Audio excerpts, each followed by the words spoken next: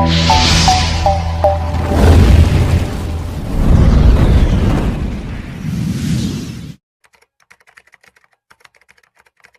ప్రజలందరికీ వైఎస్ఆర్ కాంగ్రెస్ పార్టీ వైపు నుంచి ప్రొద్దుటూరు నుంచి హృదయపూర్వకంగా నమస్కరిస్తూ,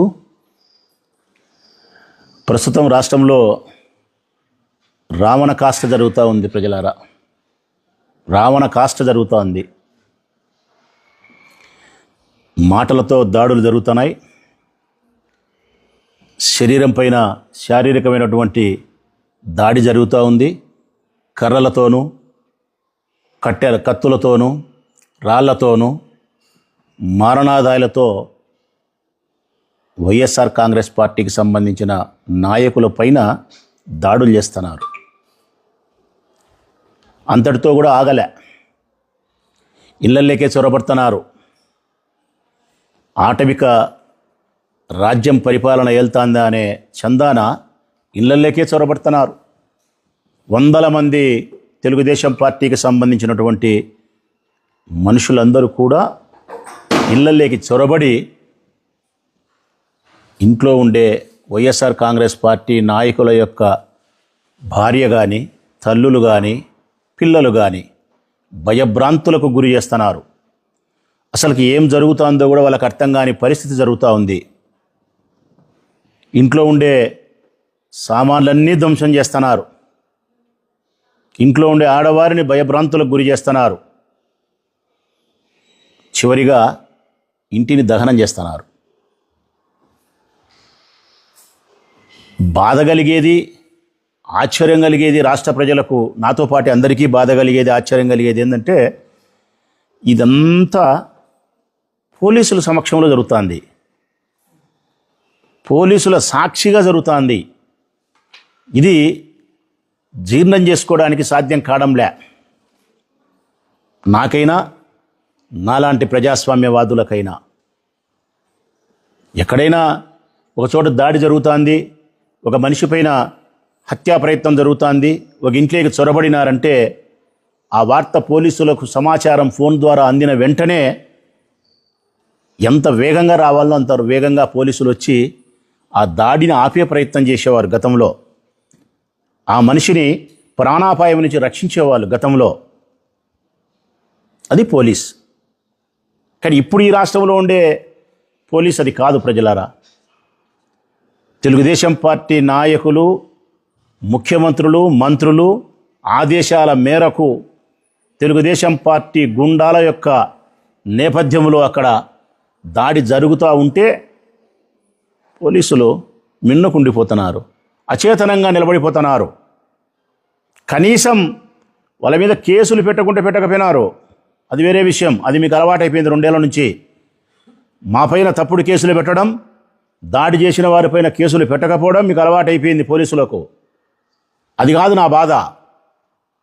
కనీసం ఆ దాడిని ఆపే ప్రయత్నం చేయడంలే, ఆ హింసను ఆపే ప్రయత్నం చేయడంలే, ఆ రక్తపాతాన్ని నిలువరిస్తామనే ప్రయత్నం పోలీసు అధికారులు చేయలేదంటే చాలా విడ్డూరంగా ఉంది.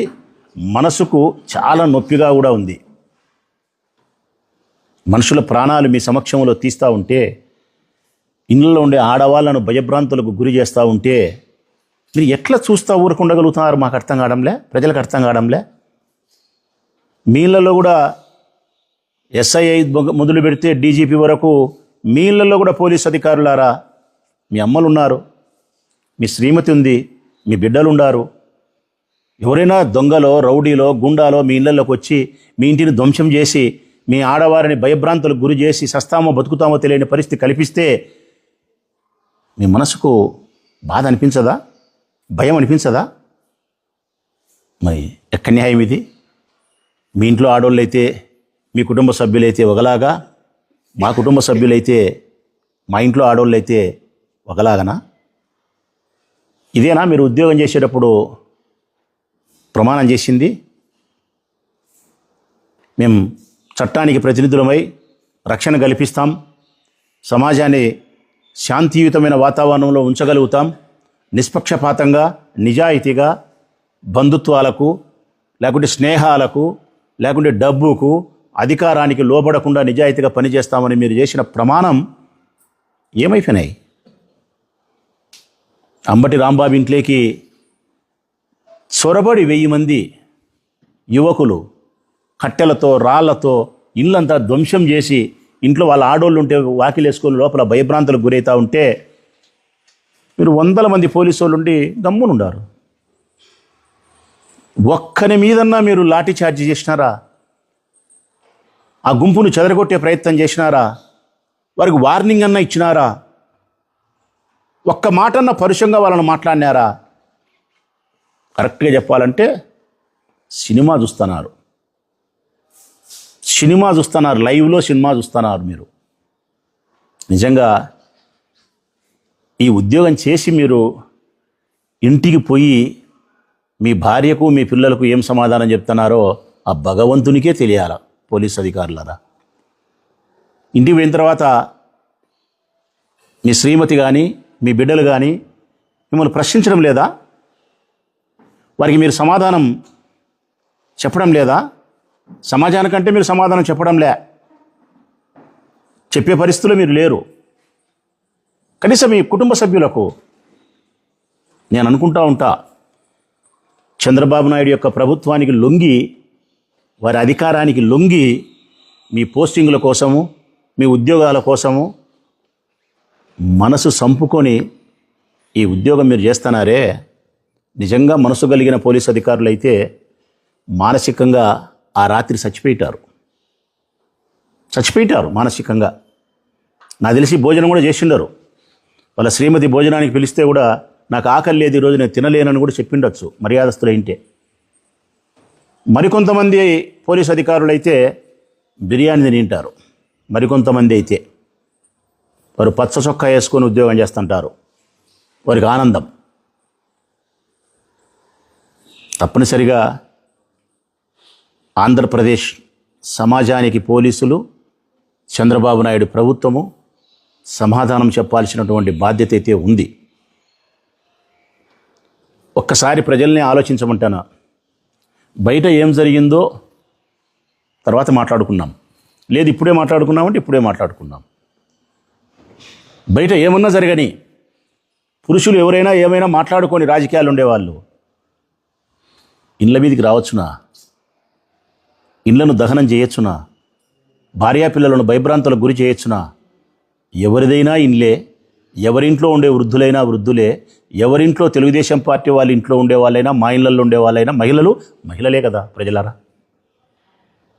చంద్రబాబు నాయుడు ఏమి సమాధానం చెప్పాలనుకుంటున్నాడో, లేకుంటే ఏం సందేశం సమాజానికి ఇవ్వాలనుకుంటున్నాడో, భావితరాల రాజకీయ భవిష్యత్తును ఏ విధంగా రాయాలనుకుంటున్నాడో మరి నిజంగా ఆయనకే అర్థం కాలే. తన కుమారుడైనటువంటి లోకేష్ బాబు రాజకీయంగా పూర్తి బాధ్యతలు తీసుకునే నాటి నుంచి ఈ రాష్ట్రం రావణ కాష్టమైంది. ఒక రెడ్ బుక్ అని భయాన్ని కల్పించే విధంగా ఒక రెడ్ బుక్ తీసుకొచ్చినారు.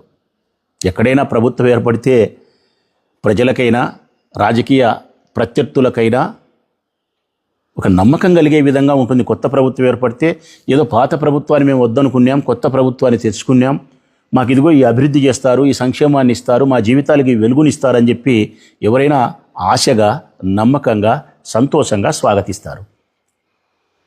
కానీ మీరు తీసుకొచ్చిన రెడ్ బుక్ రాష్ట్రంలో భయాన్ని కలిగిస్తుంది. తప్పుడు కేసులతో నెలల తరబడి నాయకులను జైళ్ళకు పంపించి మీ ఇష్టానుసారంగా నియంత్రితపు పోకడలతో మీరు పరిపాలన చేస్తే ఇది ప్రజలు స్వాగతిస్తారా? చంద్రబాబు నాయుడు గారు,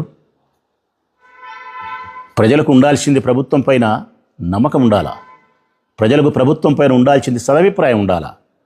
కానీ మీ రెడ్ బుక్ మీద ఉండేది భయం ఉంది. మంచిదే, ఏదో నాయకులపైన తప్పుడు కేసులు పెట్టి జైళ్ళకే పంపిస్తున్నారు, ఇంతవరకే పరిమితములే అనుకున్నాం. కానీ హద్దు దాటిపోయింది 20 నెలలకు. ఈరోజు రెడ్ బుక్ కాస్త, రెడ్ బుక్ అంటే వైఎస్ఆర్ కాంగ్రెస్ పార్టీ నాయకులపైన, కార్యకర్తలపైన తప్పుడు కేసులు పెట్టి నెలల తరబడి జైల్లో ఉంచడం రెడ్ బుక్ చేసే పని అని అనుకుంటున్నాం సమాజం అంతా, ఆంధ్రప్రదేశ్ సమాజం. 20 నెలల తర్వాత ఇప్పుడు చూస్తుండేది ఏంటంటే నాకు అనిపిస్తూ ఉండేది రెడ్ బుక్ కాస్త రూపాంతరం చెందింది. రూపాంతరం చెంది రెడ్ బుక్ కాస్త బ్లడ్ బుక్ అయింది. బ్లడ్ బుక్ అయింది ప్రజలారా. రెడ్ బుక్ ఏమో మమ్మల్ని జైళ్ళల్లో పెట్టిన వరకు పరిమితమైంది. అది ఇప్పుడు బ్లడ్ బుక్ ఏమో మా రక్తాన్ని రుచి చూడాలంటుంది. వైఎస్ఆర్ కాంగ్రెస్ పార్టీ నాయకుల యొక్క రక్తాన్ని రుచి చూడాలంటుంది. మరి ఈ రక్తపాతము, మీరు రాసే ఈ రక్త చరిత్ర ఈ ఆంధ్రప్రదేశ్ రాష్ట్రాన్ని ఎటువైపు తీసుకుపోతాదో, ఇది ఎక్కడ ఆగుతుందో కూడా తెలియని పరిస్థితి ఉంది ఈరోజు. భావితరాల రాజకీయ మన వారసులకు ఏం సమాధానం చెప్తారో మరి ఈరోజు చంద్రబాబు నాయుడు గారు. రేపు రాబోయే రాజకీయ భవిష్యత్తులకు మీరు ఏం సమాధానం చెప్తారు? ఎవరైనా ఈ రాష్ట్రంలో రాజకీయాల్లోకి రావాలంటే సాహసిస్తారా? ప్రజలకు సేవ చేసేదానికి నిస్వార్థపూరితమైన ఆలోచనలతో ప్రజలు ముందుకొచ్చే పరిస్థితి ఏ యువకులైనా ముందుకొస్తారా? వాళ్ళ తల్లిదండ్రులు ముందుకు రాణిస్తారా? ఇటువంటి చర్యలకు మీరు పాల్పడితే రాజకీయ నాయకుల యొక్క ప్రాణాలకు భద్రత లేదు, రాజకీయ నాయకుల యొక్క ఆస్తులకు భద్రత లేదు, రాజకీయ నాయకుల యొక్క కుటుంబ సభ్యులకు కూడా భద్రత లేదు. ఇక రాజకీయ నాయకులకు ప్రాణాలకు, ఆస్తులకు, గౌరవానికి దేనికి భద్రత లేనప్పుడు రాజకీయాల్లోకి ఎవరు వస్తారు? ఈ సమాజాన్ని ఉద్ధరించడానికి ఎవరు సంసిద్ధమవుతారు? ఇదే ఈరోజు చంద్రబాబు నాయుడు రాస్తూ ఉండే బ్లడ్ బుక్ ద్వారా రక్త చరిత్ర. అంబటి రాంబాబు గారు గురించి మీరు మాట్లాడుతున్నారు. నేను స్పష్టంగా చెప్తా ఉన్నా ప్రజలకు, దీనికి బీజం వేసింది ఎవరు? ఈ రావణ కాష్టకు బీజం వేసింది ఎవరు ప్రజలారా? ఎక్కడ పడింది బీజం? మొట్టమొదటి బీజం వేసింది, మొట్టమొదటి దీనికి కారణభూతుడు నారా చంద్రబాబు నాయుడు గారు. కారణం, అత్యంత పవిత్రమైనటువంటి తిరుమల తిరుపతి ప్రసాదమైనటువంటి లడ్డుకు సంబంధించి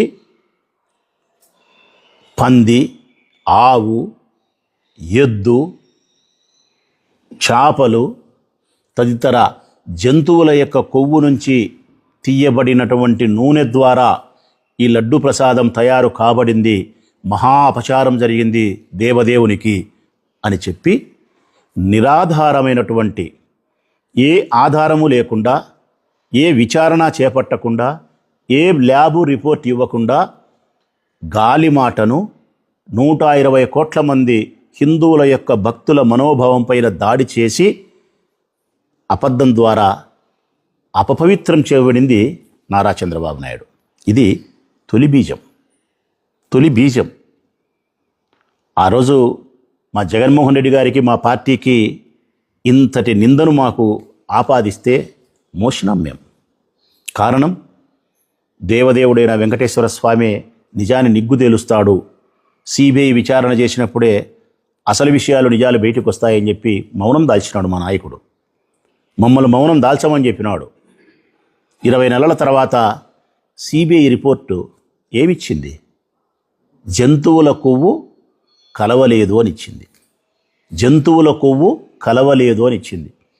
నిజంగా మీరు స్వామివారి భక్తులైతే, ఆ స్వామివారి భక్తులైనటువంటి 120 కోట్ల మంది యొక్క మనోభావాన్ని సంరక్షించాల్సినటువంటి నాయకత్వం మీకుంటే, దేవదేవునికి దండం పెట్టుకొని, స్వామి నీ దయ వలన నీకు నైవేద్యంగా ప్రసాదించే ఈ లడ్డు అపవిత్రం కాలేదు, జంతువుల కొవ్వు కలవలేదు, అట్టి ప్రసాదాన్ని నీ భక్తులు ఎవరు స్వీకరించలేదు, ధన్యవాదాలు తండ్రి అని చెప్పి ఆ దేవదేవునికి దండం పెట్టుకొని తిరుమలకు పోయి దర్శనం చేసుకొని రావాలి.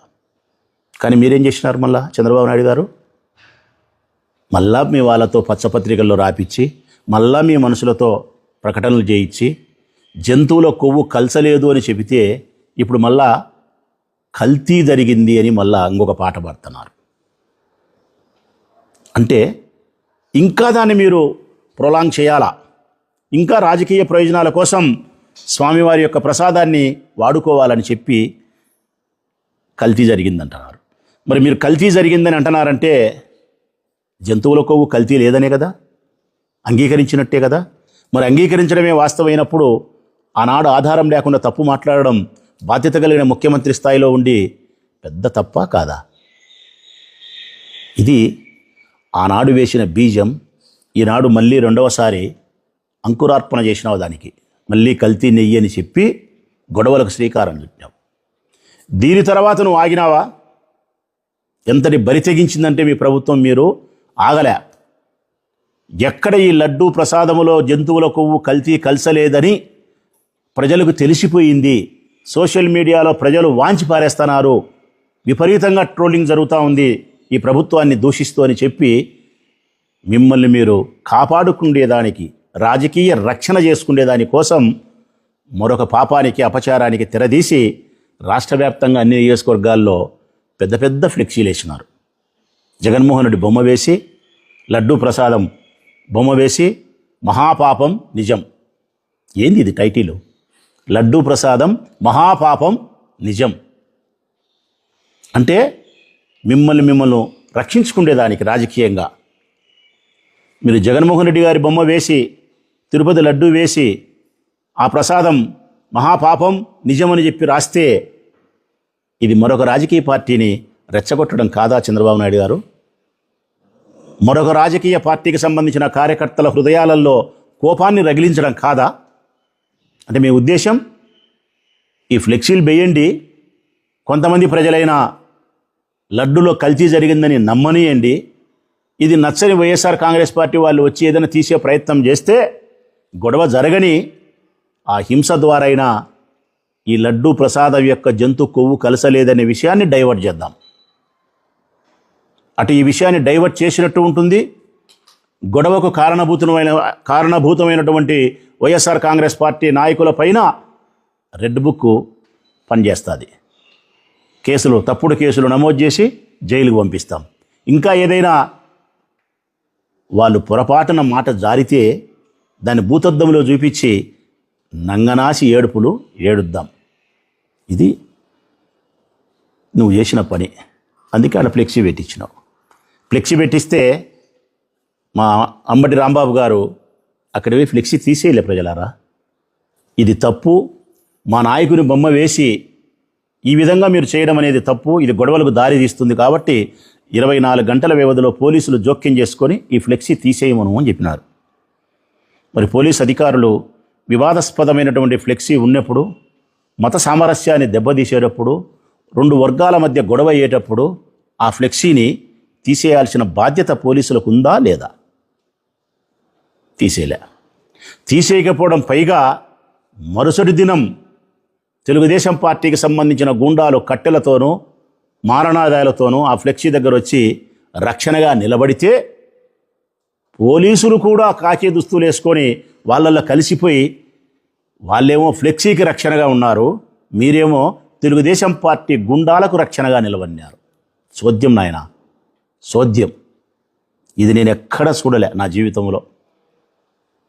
గుండాలకు, రౌడీలకు, హింస చేసే వాళ్లకు పోలీసులు రక్షణ. అప్పటికీ మేమేమనలే అంబటి రాంబాబు. ఆయన పార్టీ ఆదేశాల మేరకు వెంకటేశ్వర స్వామి దేవాలయానికి పోయి పూజ చేసి తిరిగి ఇంటికి పోతూ ఉంటే ఆయన కారు మీద దాడి చేసినారు. ఇదే కదా గొడవకు కారణం. మళ్ళా అనవసరంగా ఆయన పొయ్యేవాని మీద, కారు మీద దాడి చేసి బండబూతులు ఆయన తిట్టినారు. ఆయన కారును ధ్వంసం చేసే పరిస్థితి చేసినారు. కారులో నుంచి ఆయన లాగి కొట్టాలనో సంపాలనో ప్రయత్నం చేసినారు. పోలీసులు ఉన్నారు అక్కడ. కనీసం పోలీసులు, ఒక మాజీ మంత్రి, ఆయన ప్రజాప్రతినిధి, ఆయనను సంరక్షించి బాధ్యతగా ఇంటికి పంపించాలా, అక్కడ అల్లరి మూకలను చెదరగొట్టాలనే ప్రయత్నం కూడా చేయకుండా సోద్యాన్ని చూస్తున్నారు. అప్పుడు అంబటి రాంబాబును తెలుగుదేశం పార్టీ మనుషులు మాట్లాడిన మాటలు, తిట్టిన తిట్లు ప్రజలందరికీ తెలుసు. ఒకవేళ తెలియకపోతే వినిపించగలుగుతాం. అమ్మనన్నారు, అక్కనన్నారు, లంజా అన్నారు, దింగుతా అన్నారు. ఒక్కటి కాదు, ఈ నోటితో మాట్లాడలేని పరుషమైన, హీనమైన, సంస్కారహీనమైన మాటలన్నీ మాట్లాడినారు.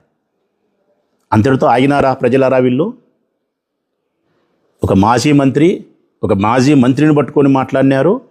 ఈ రాష్ట్రానికి సంబంధించిన మాజీ ముఖ్యమంత్రి జగన్మోహన్ రెడ్డి గారిని పట్టుకొని ఆ ఆకతాయి వాళ్ళ గుండాలు ఆలిని అమ్మను మాట్లాడినారు. జగన్మోహన్ రెడ్డి గారిని ఆలిని అమ్మను మాట్లాడిన తర్వాత అంబటి రాంబాబు గారికి కోపం వచ్చి కారు అద్దంలో నుంచి తల బయటికి పెట్టి ఒక్క మాటే ఆయన మాట్లాడింది. ఒక్క మాటే చంద్రబాబు నాయుడును ఉద్దేశించి మా జగన్ను మాట్లాడిన తర్వాత, నా మీద దాడి చేయనీకి వస్తున్నారు, మా జగన్ను మాట్లాడుతున్నారు కదరా మీరు, ఆ లంజా కొడుకుని రమ్మను, వాళ్ళ అమ్మ మొగుడిని రమ్మని అన్నాడు. ఇది వాస్తవం. మరి ప్రజలు నేను అడుగుతా ఉన్నా, అంబటి రాంబాబు వాళ్ళ అమ్మను అక్కను తిట్టడం న్యాయమా? ఆయన కొట్టడానికి పోవడం న్యాయమా? మా జగన్మోహన్ రెడ్డిని అమ్మను ఆలిని తిట్టడం న్యాయమా? ఈ తిట్టిన తర్వాత మనిషిగా ఉండేవాడు ఎవడైనా తనను, తన కుటుంబ సభ్యులను, భార్యను, తల్లిని మాట్లాడిన తర్వాత, తన నాయకుని భార్యను, అమ్మను, తల్లిని మాట్లాడిన తర్వాత అన్బ్యాలెన్స్డ్ అయి కోపముతో వాళ్ళ అమ్మ మొగుడు రమ్మను తేల్చుకుంటా అని చెప్పి ఒక మాట అంటే మహాపచారం వంటిది. నారా చంద్రబాబు నాయుడు గారి శ్రీమతి భువనేశ్వరమ్మను నువ్వు అమ్మ మొగుడు అంటావా? నారా చంద్రబాబు నాయుడు భార్యను అంటావా? నారా చంద్రబాబు నాయుడు వాళ్ళ అమ్మను, ఆ తల్లి పేరు ఏం పేరు నాకు తెలియదు, వాళ్ళ అమ్మ మొగుడు అంటావా? ఇది మహాపచారం. అసలు 75 ఏళ్ళ వయసు కలిగిన అపార అనుభవము జ్ఞానం కలిగిన నారా చంద్రబాబు నాయుడు గారి అమ్మ మొగుడంటావా, అమ్మ మొగుడంటావా అని ఘోరమైన తప్పిదంగా చిత్రీకరించి నారా చంద్రబాబు నాయుడు గారు లోకేష్ బాబు గారి యొక్క సంపూర్ణమైనటువంటి డైరెక్షన్లో పోలీసులకు చెప్పి, మా వాళ్ళు మా ఇష్టానుసారంగా ప్రవర్తిస్తారు, మీరు మిన్నుకుండిపోవాల్సిందే అని ఆజ్ఞాపించి, పాతయి కొత్తయి అన్ని పగలు హృదయంలో దాచుకునేటన్ని బహిర్గతం చేసి అంబటి రాంబాబు గారింటిపైకి స్వయాన నారా చంద్రబాబు నాయుడు గారు లోకేష్ గారి పంపించినారు. మరి నేను అడుగుతా ఉన్నా ఈరోజు, మా అంబటి రాంబాబు మాట్లాడిన మాట మీరు తప్పు అంటున్నారు. మీ తెలుగుదేశం పార్టీకి సంబంధించిన నాయకులు బయటకు వచ్చి మాట్లాడుతున్నారు, చాలామంది మాట్లాడుతున్నారు, గొప్ప గొప్ప మాటలు మాట్లాడుతున్నారు. ఏం మాట్లాడుతున్నారు తెలిసిన వాళ్ళు? ప్రజలారా, ఇదేనా మీరు మాట్లాడాల్సిన భాష అంటున్నారు. వైఎస్ఆర్ కాంగ్రెస్ పార్టీ నాయకులారా, మీరు మాట్లాడవలసిన భాష ఇదేనా? మీ ఇళ్ళల్లో ఆడోళ్ళు ఈ భాష వింటే మిమ్మల్ని ఇంట్లోకి రాణిస్తారా?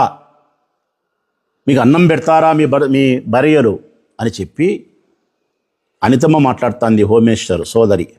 మరొక సోదరి మడకశిర ఎమ్మెల్యే బండారు శ్రావణి చెల్లెలు, ఆ చెల్లెలు మాట్లాడుతుంది. చాలామంది తెలుగుదేశం పార్టీ వాళ్ళు మాట్లాడుతున్నారు.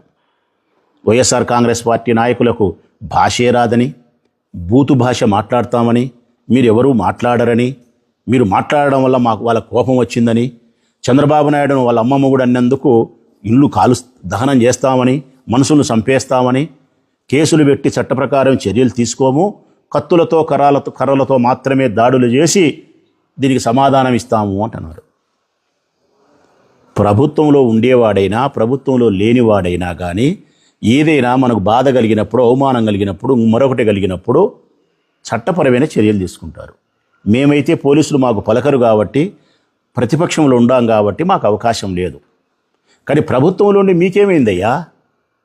మీరు ఒక ఫోన్ కాల్ చేస్తే అయిపోయా, పోలీసులు స్పందిస్తారు. తప్పుడు కేసులు పెట్టేవాళ్ళు, మేమేదైనా తప్పుడు మాటలు మాట్లాడితే కేసులు పెట్టరా? చట్టపరమైన చర్యలు తీసుకొని కేసులు పెట్టాలా? రిమాండ్కి పంపించాలా? కోర్టులు రుజువు చేయించాలా? శిక్షలు వేయించాలా? జరిగిన ఈ ఉదంతమంతా ప్రజాక్షేత్రంలో ప్రజలకు చెప్పి మా చెడ్డతనాన్ని బహిర్గతం చేయాలా? ఇది కదా మీ బాధ్యత. మరి మీ బాధ్యతను మీరు సక్రమంగా నిర్వర్తించినారా? నిర్వర్తించలే. చట్ట ప్రకారము చర్యలు తీసుకోవాల్సిన మీరు కత్తులతోనూ కర్రలతోనూ చర్యలకు సిద్ధపడినారు. మళ్ళా ప్రెస్ ముందుకు వచ్చి మా భాష బాగలేనట్టు, మీరు సక్రమైన వాళ్ళు, మీ అసలు మీ నోట్లో నుంచి ఒక్క మాట కూడా చెడ్డ మాట రానట్టు, మీరు ఎప్పుడు మమ్మల్ని ఏమీ అన్నట్టు, మా తల్లిగారిని తల్లిగారిలాగా, మా జగన్మోహన్ రెడ్డి గారి తల్లిగారిని తల్లిగారిలాగా, వారి శ్రీమతిని సోదరిలాగా, మా కుటుంబ సభ్యుల ఆడవాళ్ళను మీరు గౌరవించినట్టు మాట్లాడుతున్నారు. దీన్ని కంటిన్యూ ఈ ప్రకటన చేసే ముందు ఒక్కసారి ఇక్కడ ఆపి తెలుగుదేశం పార్టీకి సంబంధించినటువంటి ముఖ్యమంత్రి నారా చంద్రబాబు నాయుడు దగ్గర మొదలుకుంటే వారికి సంబంధించినటువంటి మంత్రులు, ఎమ్మెల్యేలు, మా వైఎస్ఆర్ కాంగ్రెస్ పార్టీకి సంబంధించినటువంటి జగన్మోహన్ రెడ్డి గారి దగ్గర మొదలుపెట్టుకొని నాలాంటి మాజీ ఎమ్మెల్యేల వరకు ఎంత పరుషమైన పదజాలాన్ని ఉపయోగించినారో, ఎంత భాషా సంస్కారహీనంగా వాళ్ళు ప్రవర్తించినారు, ఎంత బూతులు మాట్లాడినారు. ఒక్కసారి ప్రజలే చూడమని చెప్పి కోరుతూ ప్లే చేస్తా ఉన్నా.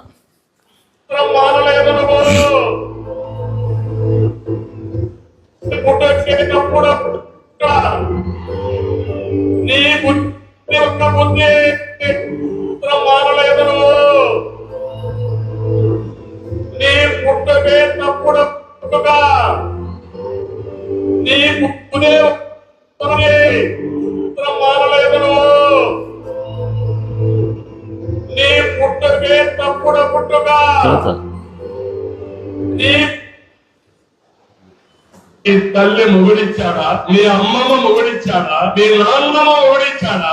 ఇక్కడ రేగితే నాకు ముఖ్యమంత్రి వాళ్ళ అమ్మమ్మ కూడా ఎవరు గుర్తురాడుతుంది. ఇక్కడ రేగితే నాకు ముఖ్యమంత్రి వాళ్ళ అమ్మమ్మ కూడా ఎవరు గుర్తురాడుతుంది.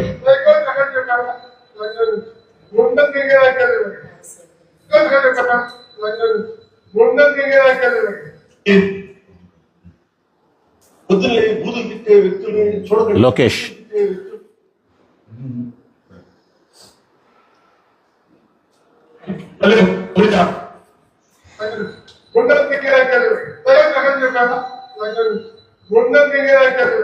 నిలబెట్టు. లోకేష్ గారు మాట్లాడిన మాటలు ప్రజలారా మీకు సరిగా అర్థమైందో లేదో, మా ప్రభుత్వంలో ఆయన పాదయాత్ర చేసినాడు కదా ఇవ్వగలమని, అప్పుడు మాట్లాడినాడు. ఏం మాట్లాడినాడు? జగన్మోహన్ రెడ్డి గారు లండన్ పోయినారు. అప్పుడు ఆయన మాట్లాడుతున్నాడు, వాళ్ళ నాయన్ని అరెస్ట్ చేసినప్పుడు అనుకుంటా. ఈ నోటితో చెప్పాలంటే ఇబ్బందికరంగా ఉంది, చెప్పకూడదు, మీరు వినకూడదు. కానీ అది మీకు అర్థం కావాలి కాబట్టి ఒకసారి నా మనసును దుప్పటి గప్పి మాట్లాడుతాను. నా మనసుకు వాడు జగన్ గాడు లండన్కి పోయి ముండలను దెంగనీకి వినాడా? వాడు జగన్ గాడు లండన్కి పోయి ముండలను దెంగనీకి వినాడా? ఇది ఇట్టే రావాలా ప్రజలారా? ఇనాలా. మా ప్రభుత్వంలో, ఎవరి ప్రభుత్వంలో? మా ప్రభుత్వంలో మీరు మాట్లాడితే కేసు కూడా లేదు, మీ మీద కేసు కూడా లేదు. ఇంకొక మాట ఏమంటాడు ఆయన? చంద్రబాబు నాయుడు గారు ఏమంటారు? నీ పుట్టుకే తప్పుడు పుట్టుక జగన్, నీ పుట్టుకే తప్పుడు పుట్టుక జగన్. ఇది ఏమని అర్థం ప్రజలారా? మా జగన్ పుట్టుకే తప్పుడు పుట్టుక అంటే దీని అర్థం ఎంత దూరం పోతుంది? దీని మీద చంద్రబాబు నాయుడు గారి మీద కత్తులు కర్రలతో దాడులు చేయాలనా? కనీసం చట్ట ప్రకారమైన చర్యలు తీసుకోవాలనా? తీసుకోలే జగను. మరొక మాట ఏమన్నాడు ఆయన? మీ అమ్మ మొగుడిచ్చినాడా, మీ అమ్మమ్మ మొగుడిచ్చినాడా, మీ నాయనమ్మ మొగుడిచ్చినాడా? చంద్రబాబు నాయుడు అమ్మ మొగుడు రమ్మను తేల్చుకుంటా అని అమ్మటి రాంబాబు అనేందుకు అమ్మటి రాంబాబును సంపనీకి ప్రయత్నం చేసినారే. ఇక్కడ 3 సార్లు ముగ్గురిని అన్నాడు. మీ అమ్మ మొగుడని జగన్ను, జగన్ అమ్మమ్మ మొగుడని రెండోది, జగన్ వాళ్ళ నాయనమ్మ మొగుడా అని మూడోది. ఏమనాలయ్యా మరి? ఏమనాలా? ఇవన్నీ మీరు మాట్లాడింది ఎప్పుడు తెలుసునా? ఈ ప్రభుత్వంలో కాదు, మా ప్రభుత్వంలో మాట్లాడినారు. కానీ మీ పైన చర్యలు లేవు. మీరు ఇట్లా తయారయ్యేదానికి కారణం, మేమిట్లా బాధించబడడానికి కారణం, మా తల్లులను మా భార్యలను ఇళ్ళల్లోకి చొరబడి లంజా లపక అని మాట్లాడుతా అంటే హీనమైనటువంటి స్థితిలో మేము భరించి బతకడానికి కారణం మిమ్మల్ని అట్లా తయారు చేసింది మా జగన్. మేము అనాల్సింది మిమ్మల్ని కాదు, మేము అనాల్సింది పోలీసులు కాదు, మా జగన్ అనుకోవాలా మేము. ఈరోజు మేము బాధపడేదానికి కారణం ఆనాడు మీ పైన చర్యలు తీసుకోకుండా ఉండడం, ఆనాడు మీ పైన మేమెవరము దాడులు చేయకుండా మమ్మల్ని ఆపినాడు చూడి. ప్రజాస్వామ్యాన్ని పరిరక్షించాలని, ప్రజలకు తప్పుడు సంకేతాన్ని ఇవ్వకూడదని చెప్పి ఒక సంస్కరణ దిశగా రాజకీయాలు నడపాలని చెప్పి మమ్మల్ని ఆపినాడు చూడి. మా జగన్ అనాల, మా మెట్టుతో మేము కొట్టుకోవాలా. మా జగన్ బొమ్మ చూసుకొని మా మెట్టుతో మేము కొట్టుకోవాలి, అయ్యా నువ్వు చేసిన పనే అని. మా జగనేగా నా బుద్ధు వేరుగా ఉండింటే ఈ బుద్ధు మీకు ఈ పరిస్థితి లేదు. మీరు నెక్స్ట్ చేస్తే బూతులు తిట్టే వ్యక్తుల్ని చూడకండి, బూతులు తిట్టే వ్యక్తుల్ని చూడకండి. కన్నాసిన కొడుకులు ఎవరు తప్పు తీసుకొని వాళ్ళు వాళ్ళ మొత్తం కూడా చల్లారా ఒకరికి చెప్తున్నా. అరే ఎంతవల్ల సన్నాసుల్లా సమర్థల్లారా తత్తమ్మల్లారా బుద్ధులు వేస్తే బూతులు తిట్టే వ్యక్తుల్ని చూడకండి, బూతులు తిట్టే వ్యక్తుల్ని చెప్పు చూపి కన్నాసిన కొడుకులు ఎవరు అది చెప్పు. వ్యక్తుల్ని చూడకండి, చేస్తే బూతులు తిట్టే వ్యక్తుల్ని చూడకండి, బూతులు తిట్టే వ్యక్తుల్ని చూడకండి. కన్నాసిన కొడుకులు ఎవరు అది తీసుకొని వాళ్ళు వాళ్ళ మొత్తం కూడా చల్లారా ఒకరికి ఇది చూడండి ప్రజలారా, Pawan Kalyan power star, 100% strike rate, సనాతని ఈయన చెప్పు తీసుకొని కొన్ని వేల మంది ప్రజల సమక్షంలో, మీడియా సమక్షంలో వైఎస్ఆర్ కాంగ్రెస్ పార్టీ నా కొడకల్లారా, వైఎస్ఆర్ కాంగ్రెస్ పార్టీ ఎమ్మెల్యే నా కొడకల్లారా, సన్నాసుల్లారా, సచ్చు నా కొడకల్లారా, దద్దమ్మల్లారా, చెప్పుతో పళ్ళు రాలగొడతా అని చెప్పు పట్టుకొని చూపించినాడు. ఇదెప్పుడు మాట్లాడింది ఆయన? మా రెడ్డి ముఖ్యమంత్రిగా ఉన్నప్పుడు, మా రెడ్డి ముఖ్యమంత్రి ఉన్నాడు కదా, మా జగన్ రెడ్డి, అప్పుడు మా జగన్మోహన్ రెడ్డి ముఖ్యమంత్రిగా ఉన్న సందర్భంలో ఈ పెద్ద మనిషి చెప్పు తీసుకొని మమ్మల్ని కొడకల్లారా అని మాట్లాడితే చర్యలు లేవు. ఆయన మంచితనం మాకు శాపమైంది, సమాజానికి వరమైంది, మాకు శాపమైంది. వైఎస్ఆర్ కాంగ్రెస్ పార్టీ నాయకులకు ఈ పొద్దు మా ఇళ్ళల్లోకి వచ్చి మా పిల్లలను ఇంకా కొన్నాళ్ళు పోతే ఇంకా వేరు ఇళ్ళల్లోకి చొరబడినారు, మా పిల్లల ముందర దహనం చేస్తున్నారు ఇళ్లను. మా పిల్లలు రేపొద్దున పట్టుకున్నా కూడా ఆశ్చర్యపోవాల్సిన అవసరం ఉండదు. నెక్స్ట్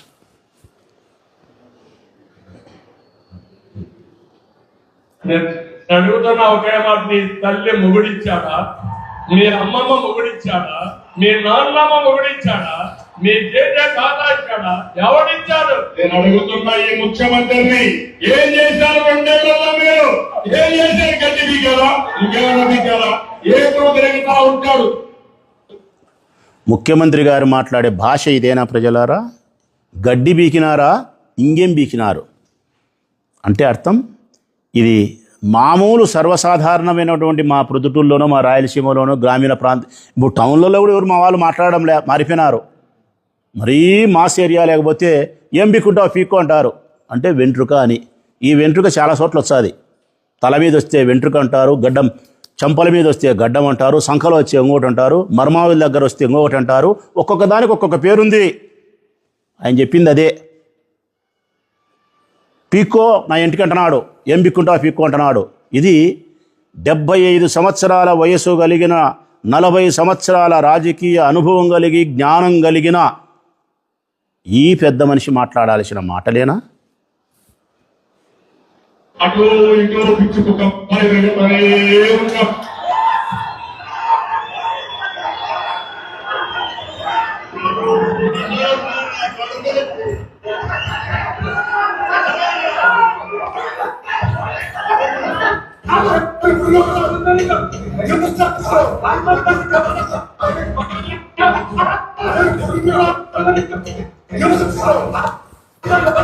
నెక్స్ట్ సరిగా రాకపోతే వదిలే, వేరేది పెట్టు.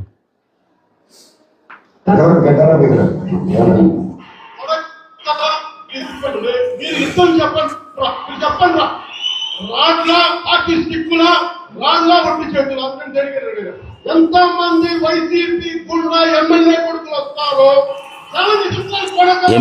వైసీపీ ఎమ్మెల్యే గుండా కొడుకులు వస్తారో, ఆయన పవన్ కళ్యాణ్ వైసీపీ ఎమ్మెల్యే కొడుకులు ఎంతమంది వస్తారో రాండి,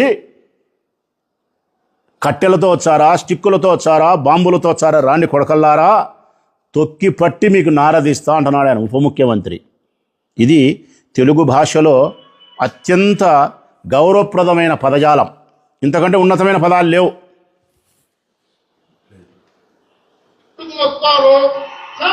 నెక్స్ట్. నా కొడక అని చెప్పి తిట్టా, ఇదే పదవి ఉపయోగించా.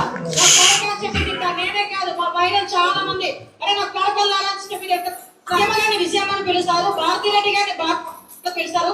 మరి వీళ్ళు అమ్మాని పిలిచిన భారతమ్మ పిలిచిన వాళ్ళకి వీళ్ళు నాలుగు ఏమవుతారో ఒక్కసారి మనం కూడా ఆలోచన చేసుకోవాలి. ఈ రాష్ట్రంలో ఉండే మహిళలు సిగ్గుతో